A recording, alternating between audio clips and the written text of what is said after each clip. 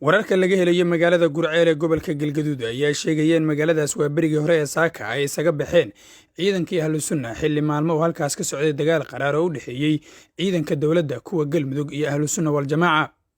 Dadka ku sugan Gurceel ayaa soo wariyay in ciidankii Ahlu Sunna oo wata gaadiidka nooca dagaalka ah ay aadeen dhinaca deegaanka Godwiil oo waqooyi bari ka xiga magaalada Gurceel iyagoona faarujiyay fariisinkii ugu weynaa ee ay ku lahaayeen dhanka waqooyiga ee magaalada. ciidanka Ahlu Sunna ayaa si adag uga dagaalamayay maalmihii la soo dhaafay halka loo yaqaano jaamacadda isbitaalka Sterling iyo xaafado kale oo ku dhow isla markaana waxa fariisimaha ay lahaayeen ay uga tageen sida warar ahna ay xaqiijinayaan laba gaari oo kala ah Beebe iyo Cabdibile ay lahaayeen ciidamada dawladda federaalka oo gacanta ay ku dhigeen ciidanka Ahlu Sunna maalmihii dagaalku u socday.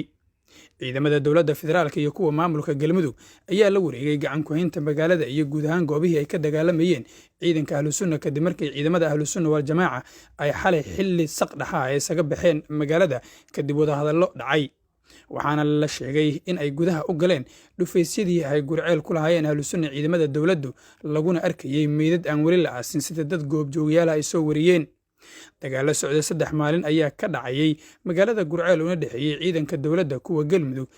oo isku dhinac ah iyo ciidamada Ahlu Sunna wal Jamaaca isla markaana waxa dagaalka ka dhashay khasaare isugu jira dhimasho iyo dhaawac oo kala gaaray labada dhinac iyo dad rayid ah oo aan badnayn magaaladana ku haray. inta la xaqiijiyay 70 ruux oo isugu jiray askar, saraakiil ciidan iyo dad shacab ah ayaa ku geeriyooday dagaaladii ka dhacayay maalmihii la soo dhaafay magaalada Gurceel halka 40 kalena ay ku dhaawacmeen kuwaas oo la geeyay isbitaallo ku kala yaala Dhuusamareeb iyo deegaano kale oo ku dhow magaalada Gurceel qaarkoodna magaalada Muqdisho ayaa loo soo qaaday.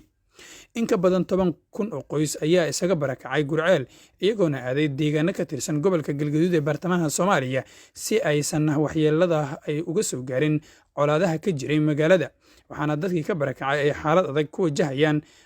qaybo ka mid ah deegaanada miyiga ah ee u dhaxeeya magaalooyinka Matabaan, Gurceel iyo Dhuusamareeb.